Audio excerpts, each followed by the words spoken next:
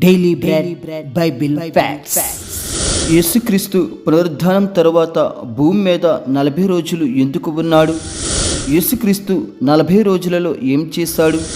40 సంఖ్యకు ఉన్న ప్రాధాన్యత ఏమిటి అనే విషయాలు ఈ వీడియో ద్వారా పూర్తిగా తెలుసుకుందాం.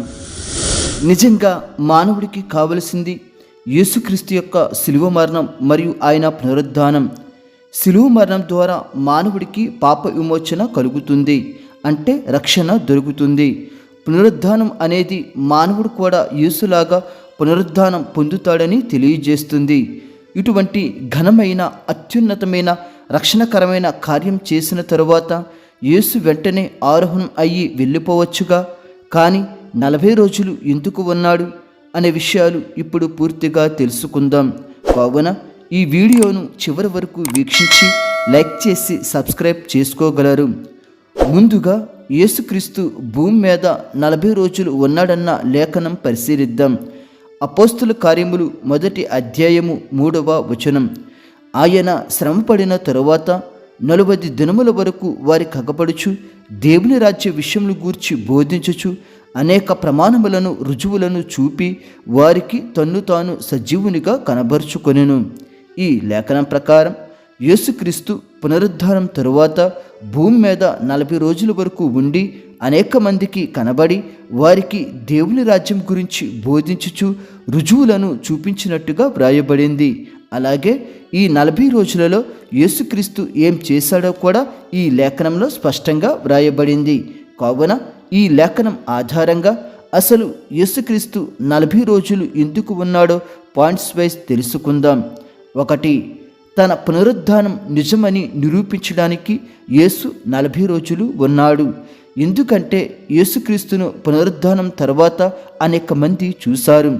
యేసుక్రీస్తు మరణించడం చూశారు మరియు తిరిగి బ్రతకడం కూడా చూశారు. మరియు పునరుద్ధానం తరువాత ఆయన స్వరం విన్నారు. అలాగే యేసుక్రీస్తు అందరితో కలిసి భోజనం చేశాడు. దీని ద్వారా యేసుక్రీస్తు నిజంగా లేచాడు అనే నమ్మకాన్ని అందరిలో ఆయన బలంగా బలపరిచాడు. 1 కొరింథీ 15వ అధ్యాయము 4-8 వచనములు. లేఖనముల ప్రకారము 3వ దినమున లేపబడెను. ఆయన కేఫాకును తరువాత 12 కనబడెను. అటు పిమ్మట 500కు ఎక్కువైన సహోదరులకు ఒక్క సమయమందే కనబడెను. వీరిలో అనేకులు ఇప్పటి వరకు నిలిచి ఉన్నారు, కొందరు నిద్రించిరి.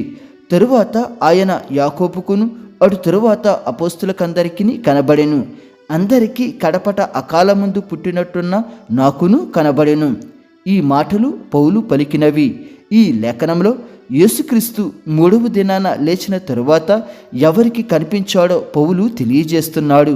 శిష్యులలో మొదటిగా కేఫాకును అనగా పేతురుకు, ఆ తరువాత 12 కనిపించినట్టుగా వ్రాయబడింది. 12 మందిలో ఇస్కరియోతు యూదా చనిపోయాడు కాబట్టి 11 మందే మిగిలారు. కానీ 12 అనేది ఎందుకు వ్రాసాడంటే ఇది అలంకార రూపంలో వ్రాయబడింది. శిష్యులను అందరినీ కలిపి 12 మంది అని పిలవడం సాధారణం. అందుకే అలంకార రూపంగా 12 అని వ్రాయబడింది. ఆ తరువాత 500 మంది పైగా యేసుక్రీస్తు కనిపించాడు. ఆఖరిగా అపోస్తుడైన పౌలు కూడా యేసును చూచాడు. తన పునరుద్ధానం నిజమని నిరూపించడానికే యేసుక్రీస్తు 40 రోజులలో ఇంతమందికి కనిపించాడు. మరియు చనిపోయి తిరిగి దెయ్యం అయ్యాడు అనుకుంటున్నారని యేసుక్రీస్తు వారితో కలిసి చేప ముక్కను తిన్నాడు. మరియు ప్రత్యేకంగా తోమాకు మరియు ఇతరులకు సిలువలో చేసిన గాయాలను వారికి రుజువులతో సహా యేసుక్రీస్తు వారికి చూపించాడు. ఈ విధంగా గతంలో సిలువలో మరణించిన యేసుక్రీస్తే తిరిగి పునరుద్ధానం అయ్యాడని వారిని యేసుక్రీస్తు బలపరిచాడు. 2. శిష్యులకు ధైర్యం మరియు విశ్వాసం పెంచడానికి యేసు 40 రోజులు ఉన్నాడు. ఎందుకంటే యేసుక్రీస్తు సిలువ మరణానికే పట్టుబడిన దగ్గర నుండి శిష్యులు రోమీయులకు యోధా పెద్దలకు భయపడి చెల్లాచెదురు అయిపోయారు.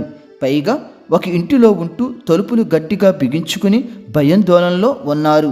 మరియు లోక 24:38 ప్రకారం అనేక సందేహాలతో సతమతమవుతున్నారు మరియు వారి పని ఏమిటనేది నిర్ణయించుకోలేకపోతున్నారు.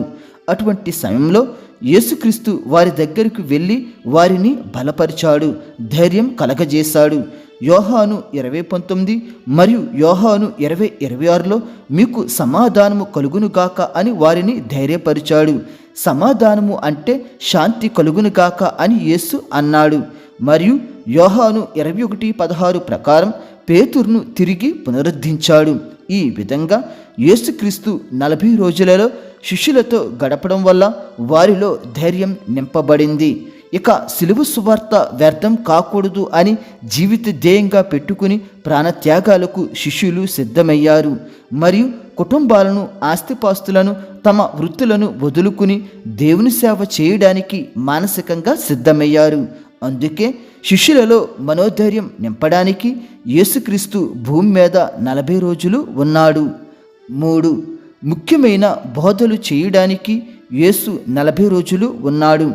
ఈ 40 రోజులలో యేసుక్రీస్తు అనేక ఆధ్యాత్మిక విషయాలు తెలియజేశాడు. అందులో ముఖ్యంగా దేవుని రాజ్యం గురించి మరియు భవిష్యత్తులో చేసే సేవ గురించి యేసుక్రీస్తు అనేక బోధలు చేశాడు. లూకా 24:27 మోషేయు సమస్త ప్రవక్తలను మొదలుకొని లేఖనములన్నిటిలో తన్ను గూర్చిన వచనముల భావము వారికి తెలిపెను. ఈ లేఖనం ప్రకారం యేసుక్రీస్తు ధర్మశాస్త్రంలో కావచ్చు, మిగతా ప్రవక్తల పుస్తకాలలో తన గురించి మరియు రెండవ రాకడ సంభవాల గురించి ఏవైతే వ్రాయబడ్డాయో వాటికి అర్థాలు యేసుక్రీస్తు తెలియజేశాడు. ఈ విధంగా 40 రోజులలో అనేక దేవుని రాజ్య సువార్తలు మరియు భవిష్యత్ సేవ గురించి యేసుక్రీస్తు బోధించాడు. అందుకే 40 రోజులు యేసుక్రీస్తు తన పునరుద్ధానం తర్వాత ఉన్నాడు. 4. మహా ఆజ్ఞలు ఇవ్వడానికి యేసు 40 రోజులు ఉన్నాడు.